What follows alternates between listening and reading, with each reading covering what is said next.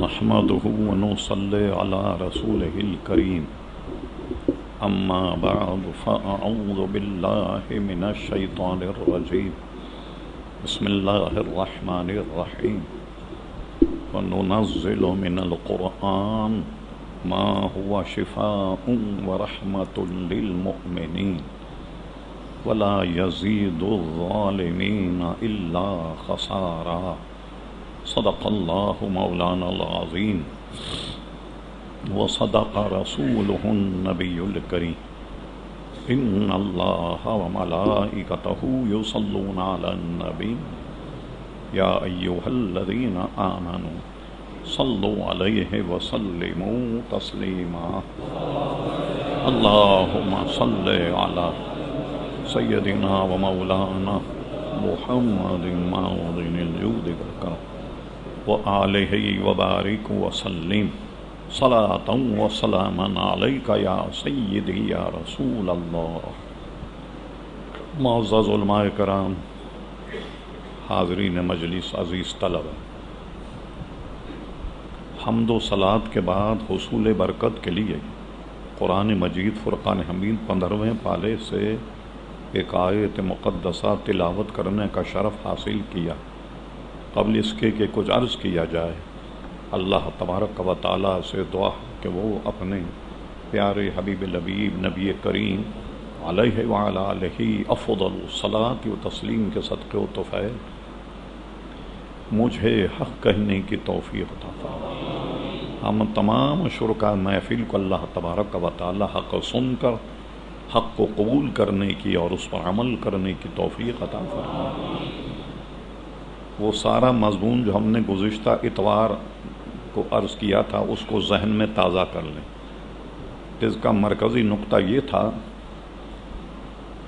طب نبوی، طب سے متعلق حضور علیہ السلام کے ارشادات، جس کا بنیادی مقصد یہ ہے کہ بیماریوں سے کیسے بچا جائے۔ تو قرآن مجید کا ارشاد ہے وَنُنَزِّلُ مِنَ الْقُرْآنِ، ہمارے نازل کیے ہوئے قرآن میں مسلمانوں کے لیے شفا اور رحمت ہے۔ وَلَا يَزِيدُ الظَّالِمِينَ إِلَّا خَسَارًا، جو اس کے ساتھ زیادتی کرے اس کو سوائے خسارے کے کچھ نہیں۔ تو بعض قرآنی آیات جو ہیں وہ بھی ان سے علاج ہو سکتا ہے، اور احادیث مقدسہ سے ثابت ہے۔ صحاح ستہ میں ایک حدیث شریف ہے، صحابہ کرام علیہم الرضوان کسی گاؤں پہنچے تبلیغ کی غرض سے، رات دن انہوں نے خرچ کیے، لیکن وہاں والوں نے نہ انہیں کھانے کا پوچھا نہ پینے کا پوچھا۔ بڑے مایوس ہوئے، ان میں اتنا بھی اخلاقی جرأت نہیں، آپ بھئی یہاں آئے ہوئے ہیں، کیا کھایا آپ نے، کیا پیا؟ انہوں نے نہیں پوچھا۔ ان میں ایک آدمی آیا، کہنے لگے آپ میں کوئی منتر جنتر جانتا ہے، کوئی مرض کا علاج؟ انہوں نے کہا کیا ہے؟ کہا ہمارے سردار کو بخار آ گیا ہے، وہ اتر نہیں رہا۔ فرمایا لے کے آؤ۔ انہیں اسے لایا گیا۔ ایک صحابی نے سورہ فاتحہ پڑھ کر اس پہ دم کر دی اور وہ اچھا ہو گیا۔ تو انہوں نے ان کی ضیافت میں ایک بکرا انہیں دیا، اس کو ذبح کر کے انہوں نے کھایا، جس سے ان کا گزارا ہوا۔ اب اس کے بعد ذہن میں یہ تھا کہیں ایسا تو نہیں ہم نے غلط کام کیا۔ آنے کے بعد حضور علیہ السلام سے سارا قصہ بیان کیا کہ ہم نے سورہ فاتحہ پڑھ کے دم کی اور ایک بکرا انہوں نے ہمیں دیا، تو ہم چونکہ ضرورت مند تھے ہم نے وہ ذبح کر کے سب نے کھایا۔ پوچھنا یہ تھا کہ یہ ہم نے صحیح کیا یا نہیں؟ حضور علیہ السلام نے یہ نہیں فرمایا کہ تم نے ناجائز کھایا۔ حضور علیہ السلام نے فرمایا ٹھیک کیا تم نے۔ تو سورہ فاتحہ پڑھ کر دم کرنے سے اس کا بخار اتر گیا۔ تب انہوں نے کہیں انہیں تھوڑا بہت کھانے پینے کے لیے پوچھا۔ اور یہ ہمیشہ یاد رہے، اپنے طلباء کو یہ بتاتے ہیں کہ دیکھیں کبھی بھی آپ دین کی تبلیغ کریں تو کسی سے توقع مت رکھیں ہم جلسے میں جائیں گے تو یہ 1000 ملے گے، 500 روپے گے، کوئی نہیں پوچھتا اس دور میں، بالکل ذہن سے نکال دیجیے کہ آپ کو کوئی ایک دو گھنٹے آپ تقریر کریں تو جلسے والے فدا ہو کر آپ کی جیب بھر دیں، یہ نہیں ہوتا۔ اس لیے حضرت علامہ مولانا محدث مبارک پوری رحمۃ اللہ علیہ، حافظ عبدالعزیز صاحب رحمۃ اللہ علیہ اپنے طلباء کو ایک اچھی بات سمجھاتے کہ جب بھی کہیں جلسے میں جاؤ یہ ذہن میں رکھ کے مت جانا کہ وہاں سے کچھ ملے گا، کیونکہ اگر ذہن میں یہ رکھ لیا کہ وہاں سے کچھ ملے گا، نہیں ملا تو آپ کو غم ہوگا، اور ذہن خالی رکھ کے جاؤ کچھ ملا تو خوشی ہوگی۔ اس لیے دنیا داروں سے کوئی زیادہ توقع کی ضرورت وہ نہیں رکھیے گا توقع کہ آپ کوئی بھلائی کا کام کریں تو دنیا آپ پر کوئی بارش کر دے گی پیسوں کے، نہیں، کام کریں فقط اللہ تبارک و تعالیٰ کے لیے، پھر اس کی برکت اللہ تبارک و تعالیٰ آپ کو عطا فرمائے گا۔ امام اعظم ابو حنیفہ رضی اللہ عنہ کی مسند میں علم کے باب میں پہلی یا دوسری حدیث یہی ہے، اس کو اگر ذہن میں رکھ لیا کبھی کسی عالم یا طالب علم کو پریشانی نہیں ہوگی۔ امام اعظم فرماتے میں اپنے والد کے ساتھ حج کرنے کے لیے گیا، میں حرم شریف میں بیٹھا ہوا تھا تو ایک بزرگ آئے، چاروں طرف سے لوگوں نے ان کو گھیر لیا اور وہ بیٹھے، کچھ وہ کلام فرمایا۔ میں نے اپنے والد سے پوچھا یہ کون؟ فرمایا یہ حضرت عبداللہ بن حارث ہیں، حضور کے صحابی، یہ یہاں آن کر حدیثیں بیان کرتے ہیں، لوگ جمع ہو جاتے ہیں، ان سے حدیثیں سنتے ہیں۔ امام اعظم فرماتے میں بھی اس مجمع میں چلا گیا کہ دیکھیں کیا حدیث بیان کر رہے ہیں۔ جب میں وہاں پہنچا تو یہ حدیث بیان کر رہے تھے وہ کہ کوئی آدمی دین کا علم سیکھے اور سیکھنے کے بعد اس کی اشاعت میں لگ جائے تو اللہ تبارک و تعالیٰ اس کی تمام دنیا اور آخرت کی ضرورتیں اپنے ذمہ کرم پہ لے لیتا ہے۔ جو دنیا کی ضرورت ہے وہ بھی اللہ تبارک و تعالیٰ پوری کرتا ہے، اور جو آخرت کی ضرورتیں وہ بھی اللہ تبارک و تعالیٰ پوری کرتا ہے۔ جب اتنی بڑی ضمانت حضور علیہ السلام نے دی تو اب دنیا داروں سے کوئی توقع مت رکھیے گا۔ یہ تو انہوں نے اپنے قبیلے کے سردار کو پیش کیا، انہوں سورہ فاتحہ پڑھ کے دم کر دیا تو انہوں نے ایک بکرے سے ان کی ضیافت کی۔ اب آئیے حضور علیہ السلام کے وصال شریف پر امام بخاری نے بخاری شریف میں ایک باب باندھا جس میں حضور کے وصال شریف سے متعلق جو احادیث ان کو نقل کیا۔ تو ام المومنین حضرت عائشہ صدیقہ فرماتی ہیں حضور علیل ہوئے تو آپ کیا کرتے؟ قرآن مجید فرقان حمید کی آخری 2 سورتیں پڑھنے کے بعد اپنے ہاتھوں پر دم کرتے، اور جہاں تک ہاتھ جاتے وہاں اپنے بدن پہ پھیرا کرتے تھے۔ جب حضور میں ضعف اور کمزوری اور بڑھ گئی تو حضور نے میری طرف اشارہ کیا کہ تم پڑھ کر دم کرو۔ میں سورتیں پڑھ کر ہاتھ پہ دم کر کے حضور کے بدن پر پھیرتی، لیکن بعد میں نے یہ کیا، اور یہ بھی دیکھیے محبت کا انداز، کہا پھر میں یہ کرتی کہ سورتیں پڑھنے کے بعد حضور ہی کے ہاتھ پر دم کرتی، تو کہتی کہ آپ اسے اپنے جسم پر پھیریے، کیونکہ حضور علیہ السلام کا ہاتھ تو یقیناً مجھ سے افضل تھا۔ میں یہ صورتیں حضور کے ہاتھ پہ دم کر دی اور حضور علیہ السلام اپنے بدن پہ پھیرتے۔ تو ایسا بخاری شریف کی حدیث میں یہ ہے کہ یہ صورتیں پڑھ کر حضور علیہ السلام دم کر کے اپنے بدن پہ ہاتھ پھیرتے۔ تو آج بھی آپ اپنے بچوں پر یہ آخری صورتیں پڑھ کر کے دم کریں تو انشاءاللہ تبارک و تعالی شفا ہوگی۔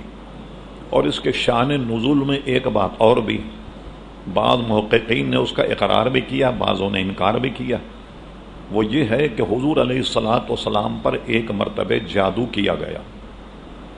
اچھا، اب حضور پر جب جادو ہوا، عام آدمیوں پر اگر جادو ہو جائے تو بالکل بوکھلا جاتا ہے، مگر علماء نے اس پہ اتفاق کیا کہ جادو کا اثر تو ہوا مگر حضور کے عقیدے پر، حضور کے ذہن، فہم و فراست پہ کوئی اثر نہیں ہوا جس کا تعلق منصب نبوت سے ہوتا۔ اس پر کوئی اثر نہیں ہوا. ہاں ایسا ہوتا اس کا اتنا اثر تھا کہ کوئی کام اگر کرتے تو اس میں بھول ہو جاتی، شاید فرماتے کہ یہ کام میں نے نہیں کیا. بعد میں صحابہ کہتے ہیں یہ تو آپ کر چکے ہیں کام، یہ اثر ضرور ہوا. تو اس کے کارڈ کے لیے یہ آیتیں نازل ہوئیں جو قرآن مجید کی آخری صورتیں ہیں، یہ نازل ہوئیں. تو ایک روایت میں یہ ہے کہ 2 فرشتے آئے، ایک حضور کے پیر کی طرف کھڑا ہو گیا، ایک سرہانے. تو ایک فرشتے نے پوچھا لگتا ہے اس نبی پہ کچھ ہو گیا. دوسرا کہنے لگا ہاں جادو ہوا ہے. کیسے ہوا؟ کہ فلاں عورت یا مرد نے حضور کے بال حاصل کیے اور بال حاصل کرنے کے بعد اس میں 11 گٹھانیں لگائیں اور کنگے میں لپیٹ کر فلاں کنویں میں اس کو رکھ دیا ہے اور اوپر پتھر رکھ دیا. یہ راز منکشف ہو گیا. تو حضور علیہ السلام نے اس کنویں میں بھیج کر کے وہ پتھر ہٹوایا اور کنگا نکالا تو اس میں بال لپٹے ہوئے تھے، اس میں گٹھانے تھے. یہ دونوں صورتوں میں 11 آیتیں ہیں. تو ایک ایک آیت پڑھتے گئے، گٹھان کھولتے گئے. تو حضور علیہ السلام کو افاقہ ہوا، اب طبیعت صحیح ہو گئی. علماء فرماتے ہیں کوئی عجب نہیں کہ یہ اس لیے تھا، کبھی کوئی گمان کرے کہ حضور پر جادو کیسے ہو گیا. فرمایا اس میں حکمت یہ تھی کہ جادو اتارنے کا ایک عمل امت کو مل جائے. کسی پر جادو ہو جائے، کوئی مرض ہو، تو یہ آخری 2 صورتیں اس کے لیے بڑی مؤثر.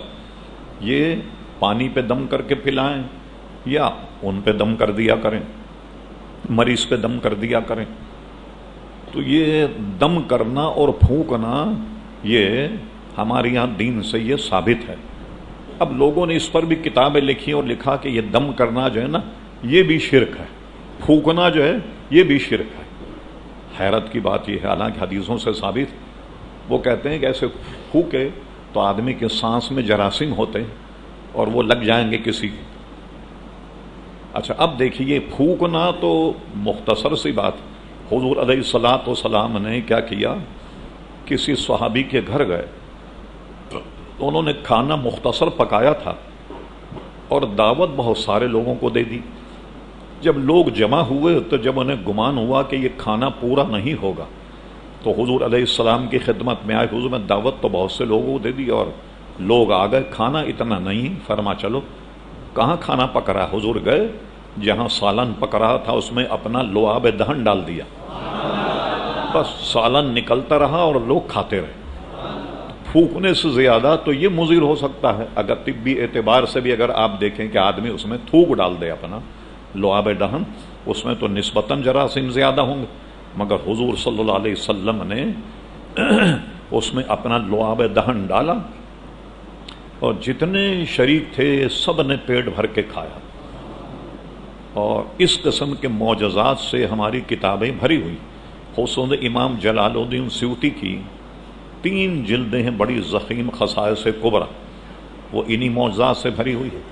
شیخ محقق شاہ عبدالحق محدث دہلوی کی مدارج النبوت جو بڑی 2 ضخیم جلدیں ہیں فارسی میں، جس کا اردو ترجمہ بھی ہو گیا، تمام وہ معجزات سے بھری ہوئی.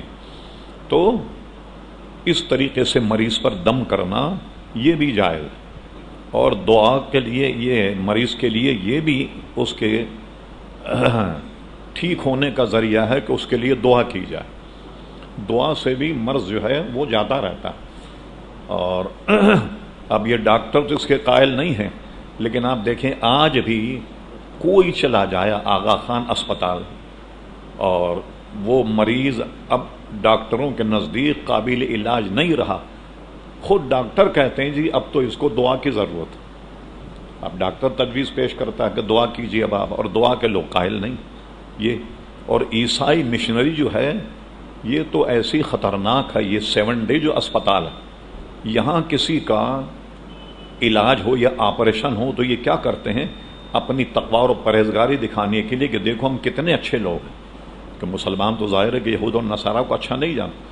آپریشن کرنے سے پہلے ڈاکٹر اور اس کے تمام مشوروں کا ہاتھ اٹھا کر کہتے ہیں اللہ تعالیٰ سے دعا کرو کہ اللہ تعالیٰ آپریشن میں کامیابی عطا فرمائے.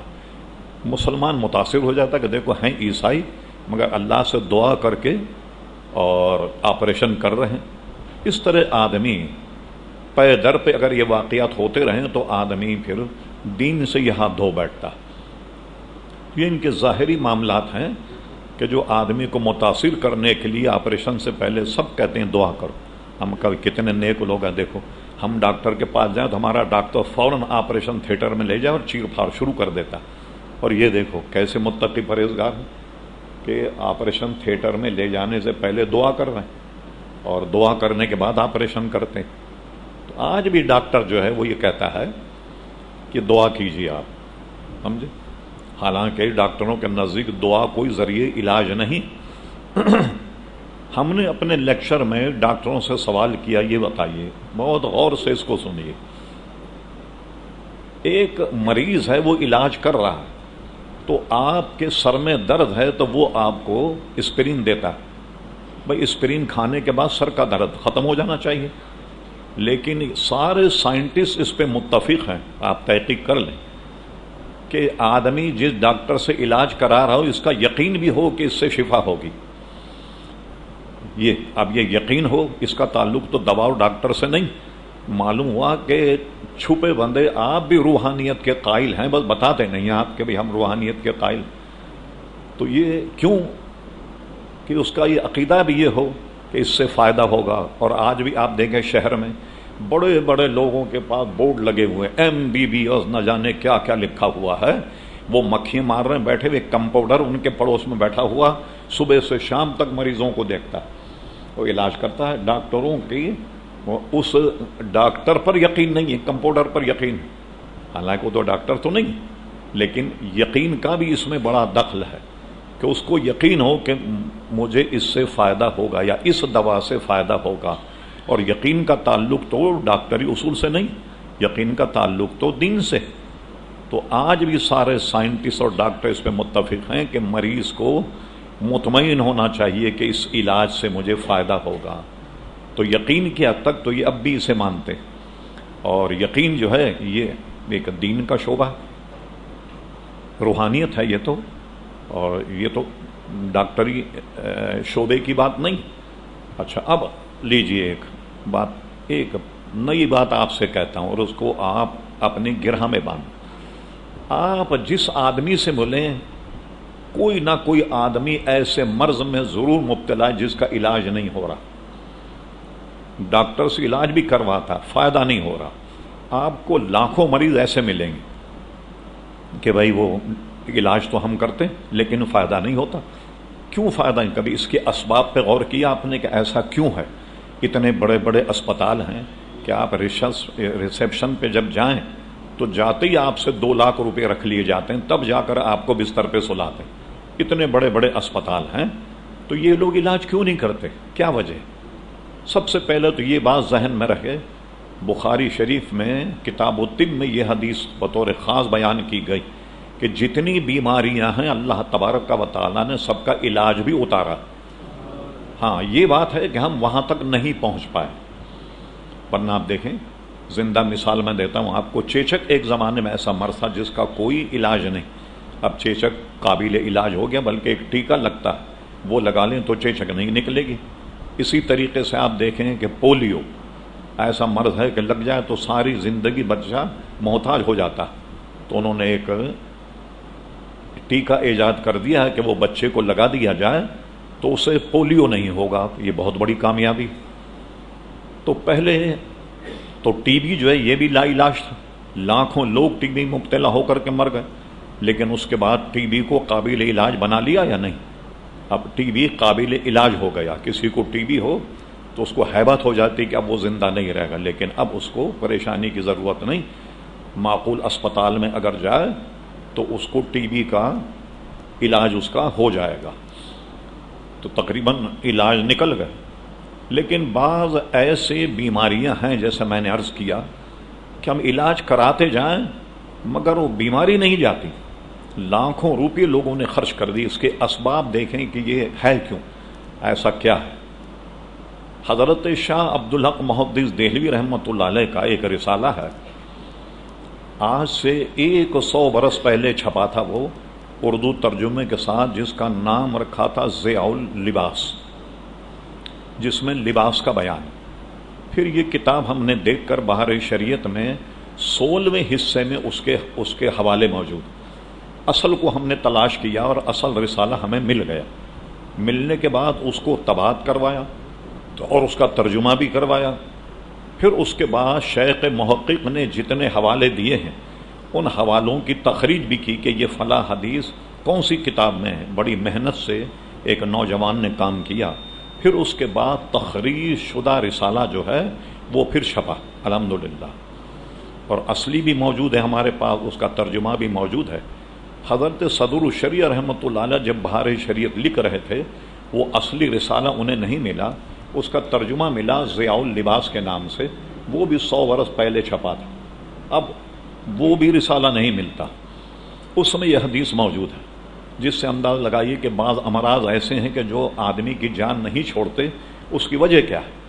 اس کی وجہ حدیث شریف یہ بتائی گئی، حضور علیہ السلام نے فرمایا، بہت غور سے سن کر اس کو اپنے گرہ میں باندھیں اور اس پر عمل کریں۔ فرمایا جو آدمی بیٹھ کر امامہ باندھے اور کھڑے ہو کر پاجامہ پہنے وہ ایسے مرض میں مبتلا ہوگا جس کی دوا نہیں۔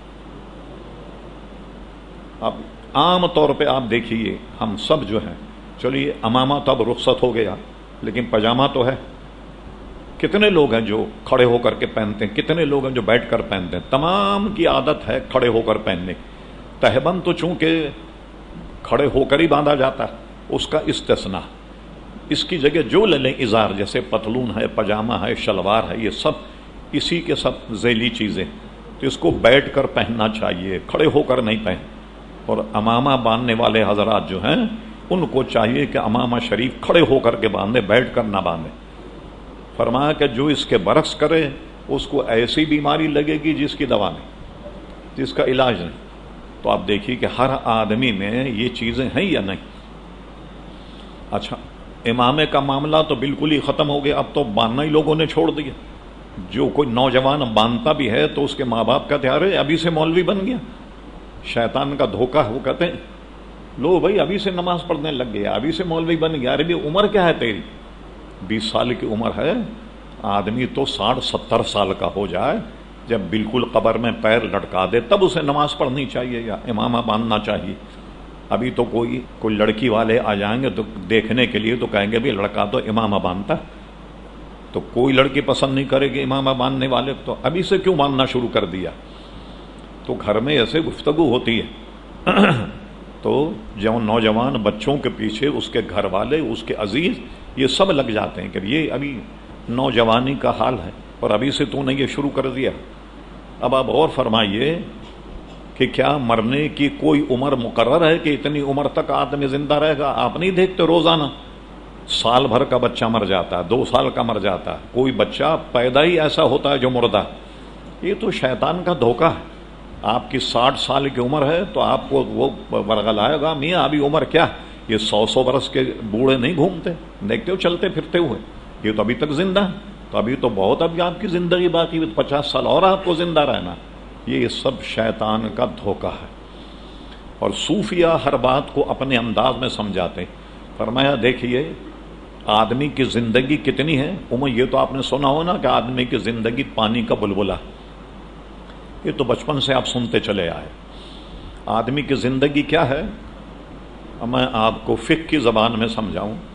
جب آدمی جیسے جماعت کھڑی ہو تو آپ نے دیکھا کہ اقامت ہوتی، اقامت کی علامت کیا ہے کہ اب آپ جماعت کھڑی ہونے والی، یعنی اگر اذان ہو اقامت ہو تو جماعت کے لیے ہوتی، ٹھیک۔ اچھا ایک جگہ ایسی ہے کہ جہاں اذان ہے اقامت ہے مگر جماعت نہیں۔ بچہ جب پیدا ہو تو اس کے دہنے کان میں اذان کہی جائے اور بائیں کان میں اقامت کہی جائے۔ بعض علماء نے حصول کی برکت کے لیے کہا کہ اس کے دہنے کان میں 7 مرتبہ اذان کہی جائے، اور بعض فقہاء نے لکھا کہ بچہ پیدا ہوتے ہی اذان کہنے میں دیر مت لگائیے، ورنہ بچہ جو ہے وہ مریض ہو جائے گا۔ کہتے ہیں کہ شیطان اس پر حاوی ہو جاتا ہے، اذان کہنے سے بچہ شیطان کے مکر و قید سے محفوظ ہو جاتا ہے۔ تو بچے کے پیدا ہوتی کوشش کریں کہ جلد از جلد اس کے کان میں اذان کہہ دیں۔ اب آپ دیکھیے بچے کے کان میں اذان بھی کہی جا رہی ہے، بائیں کان میں اقامت بھی ہے، لیکن کیا جماعت کھڑی ہوتی ہے؟ نہیں کھڑی ہوتی۔ صوفیہ ایسے یوں سمجھاتے ہیں کہ آدمی کی زندگی ایسی ہے، اذان ہوئی، اقامت ہوئی اور جماعت کھڑی ہو گئی۔ اب کتنا وقت ہے آدمی کی زندگی کا؟ بس یہ ہے وقت آدمی کی زندگی کا، اذان ہوئی، اقامت ہوئی اور جماعت کھڑی ہو گئی۔ اب اس زندگی کے لیے دنیا بھر کی برائیاں آدمی مول لیتا ہے، حرام کھا رہا ہے، لوگوں کے دل دکھا رہا ہے، چوری، ڈکیتی، قتل و غارت، کون سا گناہ ہے جو دنیا میں نہیں ہو رہا؟ اور اس دور میں تو یہ کس بھیانک طریقے سے ہو رہے ہیں یہ آپ روز خبروں میں سنتے رہتے ہیں۔ تو اتنی ہے آدمی کی زندگی، اب اس کے لیے جو جی چاہے کر لیں کہ اذان ہوئی، اقامت ہوئی اور جماعت کھڑی ہو گئی، کتنی دیر ہے؟ یہ ہے آدمی کی زندگی، جس کو یوں تعبیر کیا جاتا ہے کہ یہ پانی کا بلبلہ ہے۔ غرض یہ کہ جب بچہ پیدا ہو تو کوشش کریں کہ جلد از جلد کسی اچھے نیک آدمی سے اس کے کان میں اذان کہلائی جائے، اذان دلوا دی جائے، تو شیطان کے مکر و قید سے بچہ محفوظ ہو جاتا ہے۔ درود شریف، اللہم صلی علی سیدنا مولانا محمد معود الجود والکرم وآلہ وبارک وسلم صلاۃ وسلاما علیکہ سیدی یا رسول اللہ صلی اللہ علیہ وسلم۔ تو بیمار پر آیات مقدسہ پڑھ کر دم کی جائیں تو یہ بھی ذریعے علاج ہے۔ اسی طریقے سے میں نے بتایا کہ جو آخری صورتیں ہیں، کسی پر جادو ہو جائے اس کو اپنے اوپر دم کریں یا دم کر کے اس کو پانی پلائیں۔ لوگوں نے اس کو بھی شرک بنا دیا ہے۔ ہوا کیا اصل میں؟ کہیں جاتے نا کبھی بزرگوں سے پھونک ڈلوا لیں، ذرا پھونک دیجئے اس پر۔ عیسیٰ علیہ الصلوۃ والسلام کو اللہ تعالیٰ نے وہ کمال عطا فرمایا کہ مٹی کا پرندہ بناتے اور اس میں پھونکتے، جب پھونکتے تو اس میں جان آ جاتی اور اوپر چھوڑ دیتے وہ اڑنے لگ جاتا۔ تو جو لوگ منع کرتے ہیں بزرگوں کی پھونک کا، بات تو بری ہے، اصل میں ان کی نکل گئی پھونک۔ اب یہ کہتے ہیں کہ کسی کی پھونک میں تاثیر ہی نہیں، یہ تو اپنی خیر منا ہے۔ تو قرآنی آیات پڑھ کر دم کرنے میں بھی شفا ہے اور دعا کرنے میں بھی شفا ہے۔ اور دعا کرنے میں ایک بات اور ہے، مسلم شریف میں ایک جگہ یہ حدیث ہے کہ ایک صاحب بیمار تھے، حضور ان کی مزاج پرسی کے لیے گئے تو ان کی طبیعت کچھ ضرورت سے زیادہ حضور علیہ السلام نے علیل پائی۔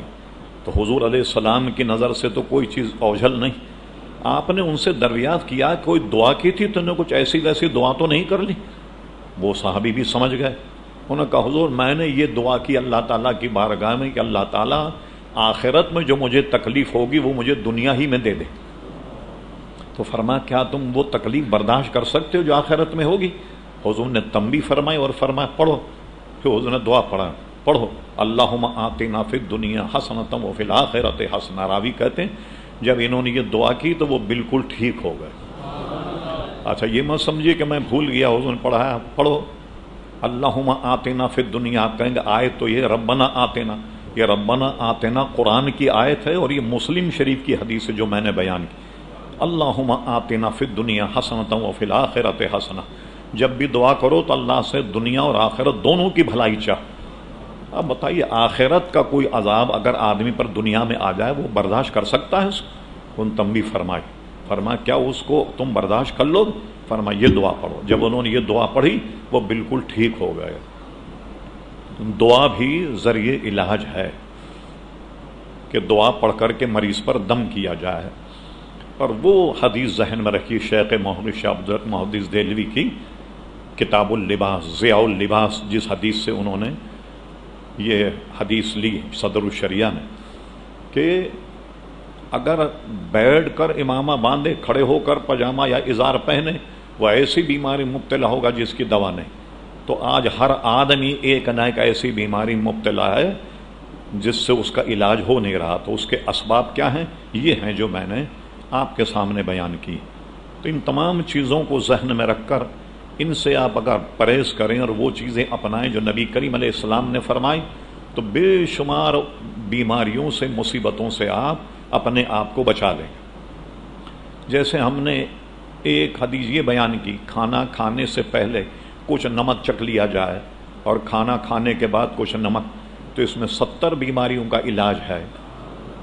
اب اس میں کوئی اتنی دشواری نہیں ہے کہ آدمی کھانا کھانے سے پہلے تھوڑا نمک چکھ لے یا بعد میں نمک کھا لے تھوڑا سا۔ اور یہ بھی ہم نے بتایا بعض لوگ اس کو دنیاوی اعتبار سے کہتے ہیں بلڈ پریشر کا جو مریض ہے اس کو تو نمک نقصان کرتا ہے۔ بھائی میں تھوڑی کہہ رہا ہوں آپ کے آدھا کلو نمک کھائی، ذرا سا چکھنے میں کوئی مسئلہ نہیں ہے، ذرا سا نمک چکھ لیں آپ تو اس سے کوئی بلڈ پریشر نہیں بڑھے گا۔ تو ان چیزوں کو آپ ذہن میں رکھیں تو بے شمار بیماریوں سے آپ نجات حاصل کر لیں گے آپ۔ اور پھر ہم نے یہ بھی بتایا اس دعا کا جو ہم نے گزشتہ بتا کے آپ کو سب کو دی، اس دعا کا ہرگز مفہوم یہ نہیں آپ یہ دعا پڑھنے کے بعد پھر بد پرہیزی کرنے لگ جائیں، یہ بھی صحیح نہیں کہ میں نے دعا تو پڑھ لی ہے اب یہ بیماری تو مجھے آئے گی نہیں لہذا خوب بد پرہیزی کرو۔ تو میں نے یہ بتایا علامہ آلوسی کے حوالے سے کہ حضور فرماتے ہیں کہ پرہیز تمام دواؤں کا سردار ہے، پرہیز بہت ضروری۔ یہ نہیں کہ آپ نے اگر دعا پڑھ لی تو آپ بد پرہیزی شروع کریں۔ تو کھانا بھی اگر آپ کھائیں تو سن چکے آپ کلو وشربو، کھاؤ پیو ولا تسرفوا، پر حد سے مت بڑھو، ایک لمٹ میں کھاؤ۔ اور زیادہ کھانا جو ہے یہ بھی بہت ساری بیماریوں کو جنم دیتا۔ تو آپ ساری چیزوں کو اس طریقے سے یاد رکھیں ترتیب وار۔ اور پرہیز کا بھی ایک شعبہ ہے ہمارے دین میں کہ پرہیز کیا جائے اور اس کو وسیع تر مفاد میں لیا جائے، گناہوں سے بھی پرہیز کریں، کھانے پینے سے بھی پرہیز کریں تو بے شمار بیماریوں سے آپ بچ جائیں گے۔ پھر ہم نے حضرت علی رضی اللہ عنہ سے متعلق وہ حدیث بیان کی کہ وہ انہیں آشوب چشم تھا، وہ کھجور کھا رہے تھے، انہوں نے منع فرما دیا کہ نہیں تمہیں آشوب چشم ہے، کھجور گرم ہوتی ہے، اسے مت کھاؤ۔ حضرت علی نے اپنا ہاتھ روک لیا۔ تو پرہیز کا بھی تصور ہے ہمارے دین میں، یہ نہیں کہ اس کو فراموش کر دیں آپ، ایسا ہرگز نہیں۔ یہ چلیے اب ایک بیماریوں کا میں مؤثر آپ کو علاج بتاتا ہوں۔ اس دور میں سب سے مہنگا علاج کیا ہے؟ دانتوں کا۔ ساری دنیا میں آپ چلے جائیں، امریکہ میں صحت کا انشورنس الگ ہوتا ہے، دانت کا الگ ہوتا ہے۔ آپ صحت کے انشورنس میں اگر $200 دے رہے ہیں تو دانت کے انشورنس میں آپ کو $500 دینا پڑیں گے، اتنا مہنگا علاج ہے۔ ایک دو صاحب مجھے جاننے والے ملے جہاز میں، کہاں جا رہے ہو؟ کہنے دانت بنوانے جا رہے ہیں۔ میں نے کہا بھائی یہ 2-3 لاکھ روپے آپ خرچ کر رہے ہیں آنے جانے کا، دانت بنوانے جا رہے ہیں؟ انہوں نے کہا صاحب یہاں اتنے پیسے لگتے ہیں کہ اتنے میں دانت بھی بن جائیں گے اور پاکستان کا چکر بھی لگ جائے گا۔ تو اتنا مہنگا علاج ہے اور یہ بہت ساری قدرت کی ایسی مہربانی ہم پر ہیں جس کو ہم سوچ نہیں سکتے، جو آپ کے بغیر مانگے اللہ تعالیٰ نے آپ کو دے دی۔ ساؤتھ افریقہ کا ایک شہر ہے کیپ ٹاؤن، بہت مشہور، بڑا خوبصورت شہر ہے، یہ سب پہاڑوں پہ بندھا ہوا، پورے پہاڑوں پہ بنگلے، سارے روڈ پہاڑوں سے جا رہے ہیں۔ اسٹیڈیم ہے تو وہ بھی جناب پہاڑوں کو ہموار کر کے بنوایا گیا۔ اب غور کیجئے، اب آپ کے کیپ ٹاؤن میں پانی میں کیلشیم نہیں، جس کو ایسے پی کر آدھا گلاس پھینک دیتے ہیں، قدر نہیں کرتے، اس پانی میں کیلشیم نہیں۔ جب اس کو ٹیسٹ کروائیں اس کا کیا فائدہ ہے کہ اس میں کیلشیم نہیں ہونے کی وجہ سے دانت گر جاتے ہیں۔ 22-24 برس کی جو جوان عورت ہو، شادی کر کے لائیں تو لگے گا پوپلی، دانت ہی نہیں اس کے منہ میں، ایسا لگے 80 برس کی بڑھیا لے آئے آپ۔ تو اب یہ کیلشیم ہمارے یہاں پانی میں ہے جس کی وجہ سے دانت مضبوط رہتے ہیں، وہاں کیلشیم ہی نہیں پانی میں۔ تو 20-25 برس کے لوگوں کے دانت جو ہیں وہ ٹوٹ جاتے ہیں، گر جاتے ہیں۔ اور یہ چیز اللہ تعالیٰ نے ہمیں بغیر مانگے ہماری پانی میں کیلشیم ہے جس سے ہمارے دانت مضبوط ہوتے ہیں۔ اچھا میرے بھی دانت اصل میں گر گئے تو میں نے ساؤتھ افریقہ کا دورہ کیا تھا 82 میں، تو یہ معلوم ہوا کہ ساؤتھ افریقہ کے جو ڈینٹسٹ ہیں دنیا میں سب سے زیادہ ماہر، چائنا کو بھی پیچھے کر دیا۔ اس کی وجہ کیا ہے کہ وہاں جب 20 برس میں دانت گر جائیں تو ظاہر ہے کہ دانتوں کا مرض زیادہ ہے، اس لیے ویسے ہوشیار ڈاکٹر وہاں پیدا ہوئے۔ تو ایک ہمارے میمن بھائی تھے، مجھ سے ملے، کہنے لگے یہاں کے ڈاکٹر بڑے مشہور ہیں، تو آپ کے میں دانت لگوا دیتا ہوں۔ گیا میں اس کے پاس بیٹھا، اس نے دانت دیکھے تو اپنے آلے سے یہ بجایا ایسے، تو کہنے لگے اوہ یہ تو آپ کے دانتوں سے میوزک کی آواز آ رہی، اتنے مضبوط دانت ہیں آپ کے۔ تو میں نے اس کو کہا کہ میں ایک دعا پڑھتا ہوں جس کی وجہ سے یہ دانت مضبوط۔ فوراً اس نے کیا کیا، پیڈ لیا اور قلم لیا، کہا مجھے بھی بتائیے وہ دعا کیا۔ تو اعلیٰ حضرت فاضل بریلوی نے لکھا ہے، طریقہ یہ آپ یاد رکھیں اور لکھ لیں جن کے پاس قلم، ورنہ بعد میں آدمی بھول جاتا۔ فرمایا نماز وتر میں پہلی رکعت میں آپ یہ سورت پڑھیں اذا جاء، اور دوسری رکعت میں تبت یدا، اور تیسری میں قل هو اللہ احد دعائے قنوت سے پہلے۔ تو اعلیٰ حضرت فرماتے ہیں آدمی کے دانت اتنے مضبوط ہو جائیں گے کہ 100 برس کی عمر میں گنا کھائے گا۔ کتنا کتنا کتنا کتنا مختصر وظیفہ ہے کہ تمام دانت کے امراض سے آپ بچ جائیں۔ اور فرمایا کہ 100 برس کی عمر میں آدمی گنا کھائے گا، اس کے دانت اتنے مضبوط ہو جائیں گے۔ دیکھیں حضور علیہ السلام کی اداؤں میں کتنی برکتیں، اور یہ بزرگوں کے ارشادات کی روشنی میں دیکھیں آپ تو برکتیں۔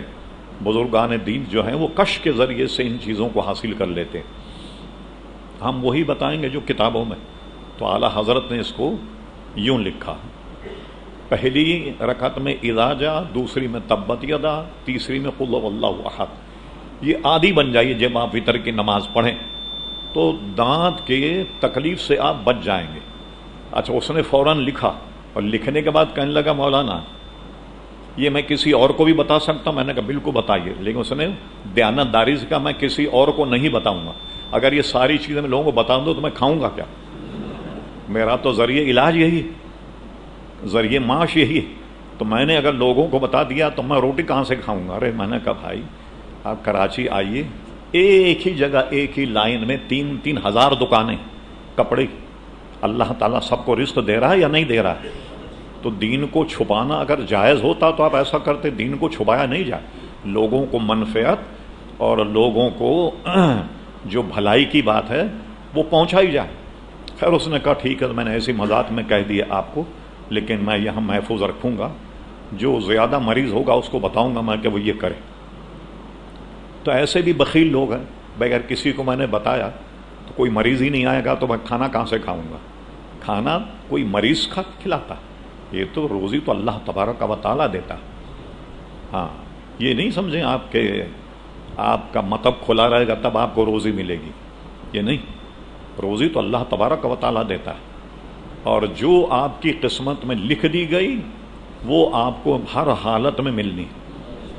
ہاں ہاں، اور اس پر داتا گنجبخش علی حجویری نے بڑے عمدہ حکایتیں نقل کی ہیں اپنی کتاب کشف المحجوب۔ کبھی موقع ملے تو زندگی میں ایک مرتبہ کشف المحجوب کا مطالعہ ضرور فرمائیے، بے شمار چیزیں اس میں حضرت داتا گنجبخش علی حجویری نے نقل فرمائی جو ہماری رات دن کی زندگی کے لیے بے شمار اس میں عزیزان گرامی فوائد۔ اچھا اب ایک تو ہو گئی بیماری اور اس کا علاج، اور ایک ہے کہ بیمار آدمی کے پاس اگر آپ جائیں تو یہ بھی ثواب کا کام ہے کہ بھئی ہمارا پڑوسی بیمار ہے، چلو جا کے مزاج پرسی کر لیں، یہ بھی ثواب کا کام ہے۔ ورنہ یہ چیزیں آج کل ختم ہوتی جا رہی ہیں، کوئی بیمار ہے تو رہے بھائی بیمار ہے، اپنے پاس ٹائم کہاں ہے کراچی میں، سر کھجانے کا ٹائم نہیں تو مریض کو دیکھنے کا کیا ٹائم ہوگا۔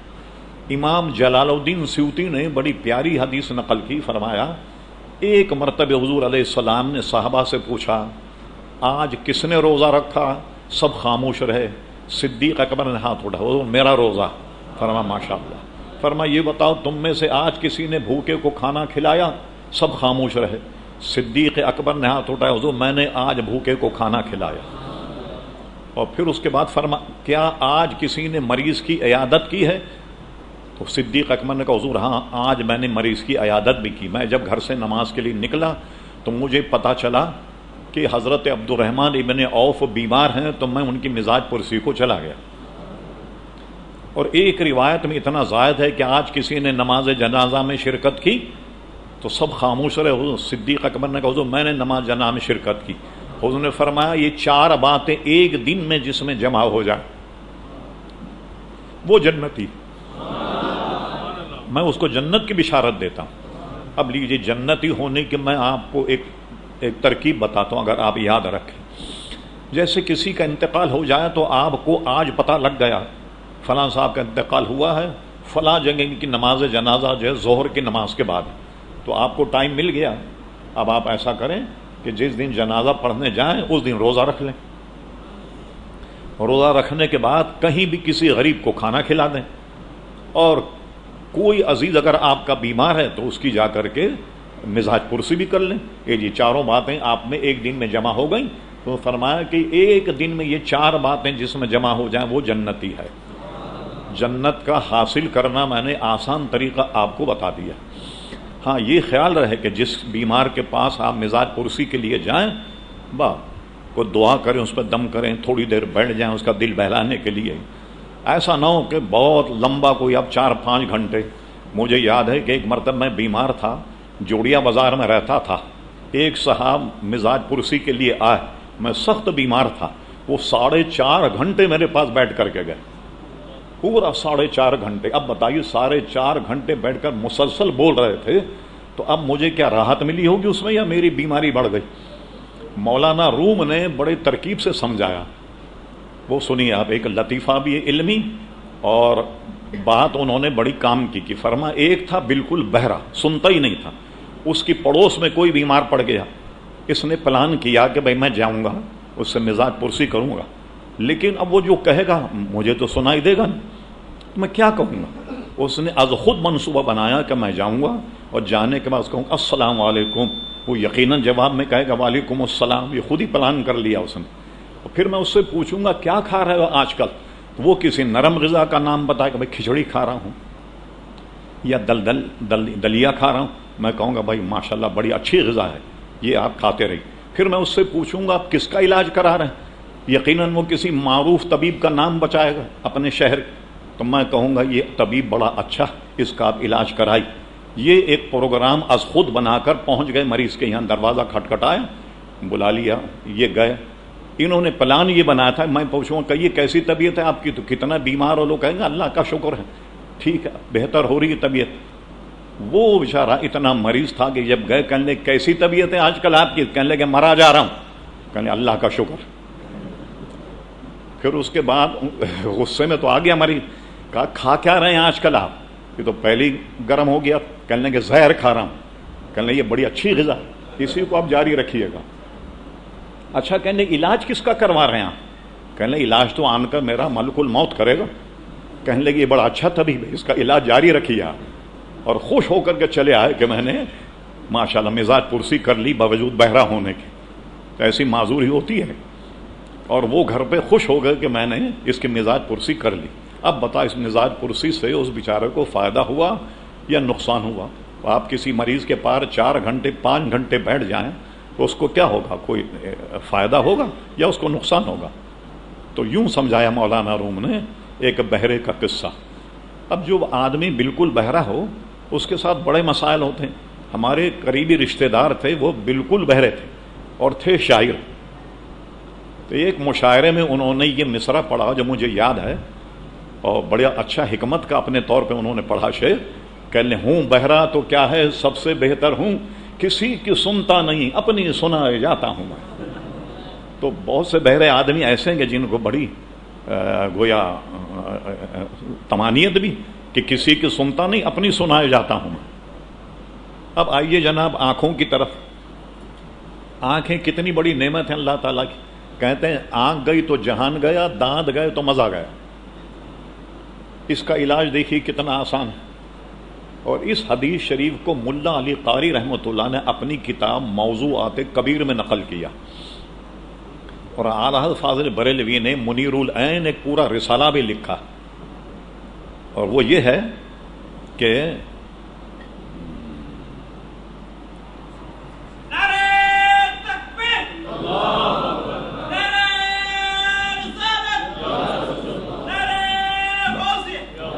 نہایت سکون اطمینان سے، اور وہ یہ ہے جناب جو ملا علی قاری نے لکھا یہ میں بتاؤں گا کہ موضوعات کبیر کی روایت آپ کہیں تو پہلے ہی آپ نے کہہ دیا موضوعات کبیر، تو اس کی روایت معتبر کیسے ہوگی؟ موضوع یہ ہے وضع، وضع کا مطلب کوئی چیز گھڑنا۔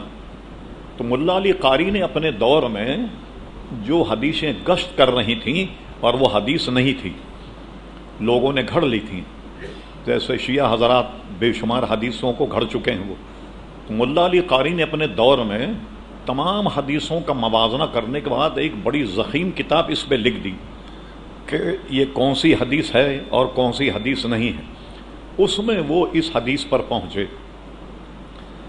حضرت بلال رضی اللہ عنہ نے اذان کہی، حضور علیہ السلام جلوہ گر، جب حضرت بلال نے کہا اشہد ان محمد رسول اللہ صلی اللہ علیہ وسلم، تو صدیق اکبر نے ایسے اپنے انگوٹھے چومے اور آنکھ سے لگایا اور یہ دعا کی اللہم متعنی بالسمع والبصر۔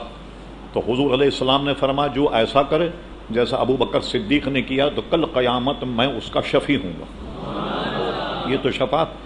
اور ہمارے فقہا نے بھی اپنی اپنی فقہ کی کتابوں میں لکھا، جو حضور علیہ السلام کے نام کو بوسہ دے کر آنکھوں پہ لگا، یہ ایسا آدمی کبھی اندھا نہیں ہوگا۔ اور اس میں آنکھوں کی بیماری کا بھی علاج ہے کہ اس کی بینائی جو ہے وہ کمزور نہیں ہوگی۔ عادی بنا لے، جب بھی اذان اقامت ہو تو اس کو چوما جائے۔ لوگوں نے اس کو بھی بدعت کہنا شروع کر دیا، بلکہ یہاں تک کہ شرک کہنا شروع کر دیا۔ مشکل تو یہ ہے کہ ہمارا جو مخالف ہے اس بندے خدا نے خود اپنی کتابوں کا بھی مطالعہ نہیں کیا۔ ایک مرتبہ پاکستان کے سارے علماء دیوبند جمع ہوئے اور جمع ہونے کے بعد انہوں نے مفتی محمد شفیع کے لڑکا جو ہے مفتی رفیع عثمانی، اس کو تو انہوں نے لقب دیا مفتی اعظم پاکستان کا۔ ان کے چھوٹے بھائی ہیں تقی عثمانی، تقی عثمانی کو انہوں نے لقب دیا شیخ الاسلام، کہ پورے پاکستان کے علماء کے یہ شیخ الاسلام ہیں۔ تو وہ شیخ الاسلام جنہیں علماء دیوبند کہتے ہیں، انہوں نے ایک کتاب لکھی اور اس کتاب کا نام رکھا بدعت ایک سنگین جرم، یہ کتاب کا نام رکھا۔ اور اس میں انہوں نے اس مسئلے کو لکھا جو انگوٹھے چومنے کا مسئلہ، کہیں نہیں ملے تو آپ میرے پاس آ جائیں، میں آپ کو دکھا دوں۔ انہوں نے اس مسئلے میں یہ لکھا کہ کوئی آدمی اگر حضور کے نام پر پیار اور محبت سے انگوٹھے چوم کر آنکھ پہ لگا لے، اس میں کوئی حرج نہیں، یہ جائز ہے۔ اچھا بھائی یہ بتائیے کہ کوئی آدمی محبت میں حضور کا نام سن کر اگر انگوٹھے آنکھوں پہ لگائے اور چومے تو آپ نے لکھ دیا یہ جائز ہے۔ محبت سے تو ہم کیا بغض اور حسد میں چومتے ہیں؟ بھائی ہم سے تو انٹرویو کر لیا ہوتا کہ آپ کیوں چومتے ہیں، یہ کیا ہم حسد اور بغض میں چومتے ہیں، حضور کی دشمنی میں چومتے ہیں معاذ اللہ؟ تو آپ کا شیخ الاسلام تو کہتا ہے کہ جائز ہے انگوٹھے چومنا۔ اور پھر اس کی حدیث کے سیاق و سباق پر گفتگو منیر العین میں اعلیٰ حضرت فاضل بری سے ملے گی کہ یہ حدیث اگر ضعیف ہے تو ضعیف حدیث کہاں معتبر ہے، علماء کا عمل اس کو اور قوی کرے گا۔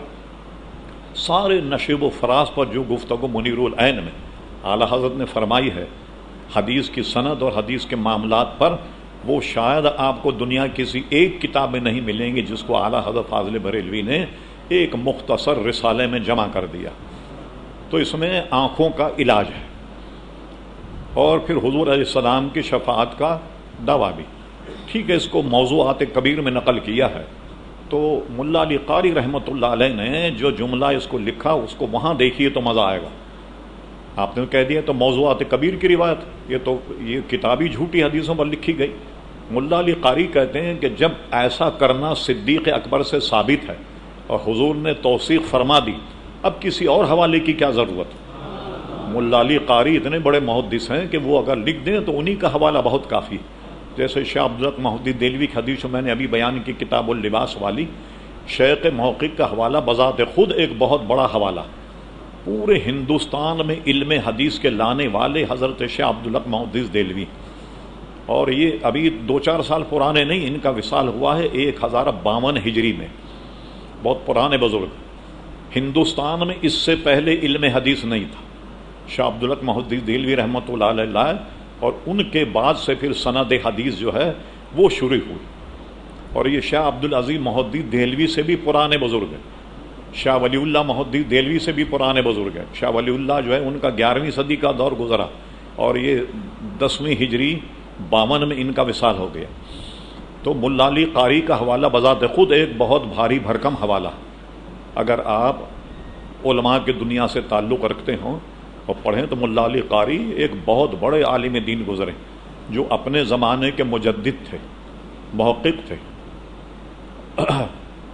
تو یہ آنکھوں کا علاج کا بھی اس میں ذریعہ ہے۔ یہ ساری باتیں آپ ذہن میں رکھیے تو بے شمار بیماریوں سے بچ جائیں گے اور انشاءاللہ تبارک و تعالی آپ کو فائدہ ہوگا انشاءاللہ۔ دعا فرمائیں اللہ تعالی ہم سب کو اس پر عمل کرنے کی توفیق عطا فرمائے۔ اور یہ سب میں نے حدیث کے حوالوں سے بیان کی ہیں باتیں۔ ایک بات رہ گئی، اس کو اس وقت کہہ دینا بھی کوئی فائدے سے خالی نہیں ہوگا۔ یہ جو آپ دیکھتے ہیں نا لوگوں کو جزام ہو جاتا، جس کا ذکر ہم نے گزشتہ محفل میں کیا تھا کہ حضور نے فرمایا جزامی سے ایسے بھاگو جیسے شیر سے بھاگتا۔ یہ جزام کیسے ہوتا آدمی کو؟ یہ سفید داغ ہوتے ہیں، اس کو کہتے ہیں اس وجہ سے ہوتا ہے کہ دھوپ کا پانی استعمال کرے۔ جو پانی دھوپ میں گرم ہو، اگر اس پانی سے وضو کیا جائے، غسل کیا جائے تو اس سے یہ کوڑ پیدا ہوتا۔ تو دھوپ کے گرم پانی کو استعمال نہیں کریں، نہ وضو کے لیے، نہ غسل کے لیے، نہ پینے کے لیے۔ اس کو کسی اگر غسل کرنا ہو کسی بالٹی میں نکال لیں، اس کو ٹھنڈا ہونے دیں، پھر ٹھنڈا ہونے کے بعد اس کو استعمال کریں۔ پینے کے لیے بھی نہیں، وضو کے لیے بھی نہیں، ورنہ اس سے برس کے داغ ہوتے ہیں۔ ہو سکتا ہے کہ اور بھی اس کے اسباب ہوں، مگر ہمارے یہاں حدیث میں اور فقہ کی کتاب میں ایک سبب اس کا یہ ہے کہ دھوپ کے گرم پانی سے وضو اور غسل نہیں کیا جائے۔ اس سے پرہیز رکھیے، آپ بے شمار بیماریوں سے انشاءاللہ بچ جائیں گے۔ ربنا تقبل منا انک انت السمیع العلیم وتب علینا یا مولانا انک انت التواب الرحیم۔